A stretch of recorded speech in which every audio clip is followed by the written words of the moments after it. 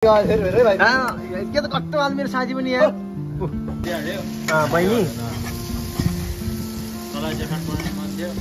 Hello साथी, good evening है। ल सबैजनालाई होइन, अब चाहिँ 2-4 जना नयाँ साथीहरू पनि देखाएका छन्। नयाँ हुनुहुन्छ भने सब्सक्राइब गर्दै जानु है साथीहरू। आज साथीहरूले चाहिँ मेरो चाहिँ बाहिर सब्जी बनाउनु गएको छ अनि म चाहिँ यहाँ रुममा बसिरहेको।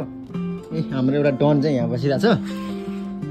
आमामा यसको बेड कम त खतरा छ होइन। जस्तै म पनि बसिरहेको। म पनि जानु पऱ्यो उतातिर। के आमा यस्तो छ, टक्क जाने भनेको गाह्रो छ नि। के आमा हो होइन, के आमा बनाउनु पऱ्यो नि त, बनाएर खानु त पऱ्यो। साथीहरू उतातिर भेटौँला, ठिक छ नि। के त कस्तो हाल मेरो साथी पनि यहाँ। एउटा प्याज हाल्नु 2-2जना चाहिन्छ कि कुकम्यान पनि हाम्रो त गाईहरू होइन। ल अघि मैले रुममा भनेको थिएँ नि त्यस्तै क्या, यो के भनेको थिएँ त्यस्तै छ कि यो।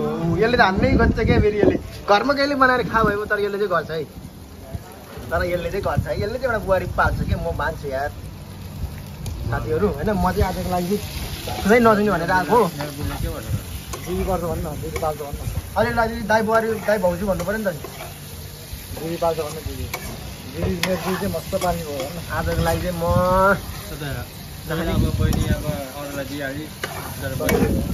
नजिकको मेरो बहिनी कहिले लग्यो अरे बहिनी।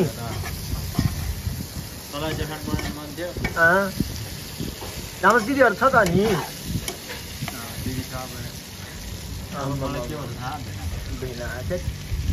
यो भेना फेरि कम त गाह्रो छ क्या मेरो भेना। यो फेरि मेरो यो एउटा यो भेनाको भाइ चाहिँ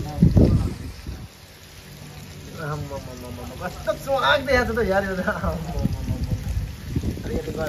मान्नु भन्छ साथीहरू बनाउँदैछ, तर अन्तिसम्म हेर्नलाई अहिलेतिर पानी चाहिँ सपेर आइहाल्छ। ल बाई बाई है त, फोन गर्नु भन्ने। ल साथीहरू होइन, अघि चाहिँ अब उ गर्ने भनेको। अब त्यहाँ मैले उता देखाउँछु भनेको, त्यहाँ हल्का बनाएको चाहिँ देख्यो होइन।